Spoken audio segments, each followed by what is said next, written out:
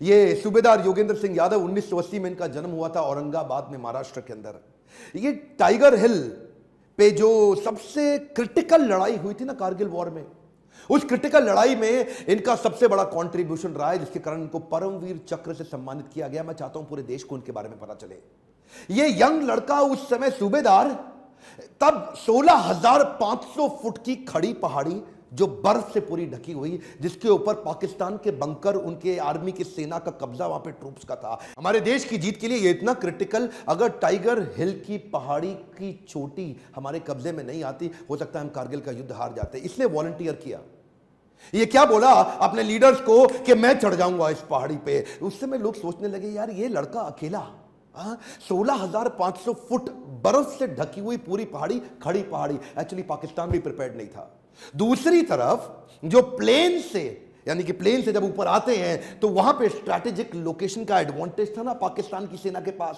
कोई नीचे से सामने आएगा तो ऐसे उड़ा देंगे उसको, लेकिन वो सोचे नहीं कि पीछे खड़ी पहाड़ी से भी कोई आ सकता है, और वहीं इसने वॉलंटियर किया, अपने साथ कुछ लोगों को लिया। दूसरी तरफ से सुबह 4 बजे कंफ्यूज करने के लिए फायरिंग हुई तो सेना का वहां ध्यान गया, लेकिन पाकिस्तान की सेना बड़ी स्मार्ट थी। उन्होंने कहा पीछे भी जाकर के देखो कि कवर करने के लिए कोई पीछे तैयारी तो नहीं है, और इसका 60 फुट बचा था योगेंद्र सिंह यादव का कि ऊपर से पाकिस्तान की सेना को पता लगा तो उन्होंने इनके ऊपर गन फायर करनी शुरू कर दी, और एरियल गन फायर से 3 गोलियां लाके इसके कंधे के पास लगी। ये रुका नहीं, ये वहीं रात के समय बर्फ के बीच में अपनी मजबूत पकड़ बनाए रखा और धीरे धीरे चढ़ता रहा। रात भर धीरे धीरे चढ़ता रहा। जरूरी नहीं जो सारी रात जागता हो वो आशिक ही हो सकता है अपने देश के लिए मरने मिटने वाला सिपाही हो। ऊपर चढ़ गया, और चढ़ा, ना केवल चढ़ा, उसके बाद पहला ग्रेनेड फेंक के इसने दुश्मनी बंकर को उखाड़ दिया, दूसरे ग्रेनेड से दूसरे बंकर को उखाड़ा। इतने में पीछे से सेना की हमारी दूसरी टुकड़ी आ गई इसको सपोर्ट करने के लिए। दूसरे राउंड में लड़ाई चालू हुई। 16 गोलियां लग गई इसको, और 16 गोलियां लगने के बाद पूरा शरीर छल्ली छल्ली।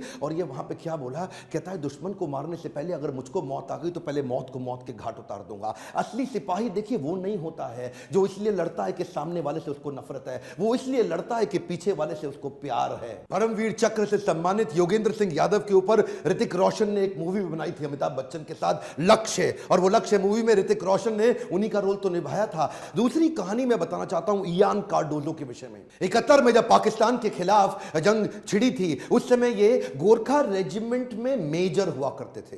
गोरखा रेजिमेंट के मेजर दिल से बहुत साहसी, शरीर से बहुत शक्तिशाली, और जब निकल पड़े एक दफा लैंडमाइन, एक बारूदी सुरंग फटने से इनका एक पांव फट गया।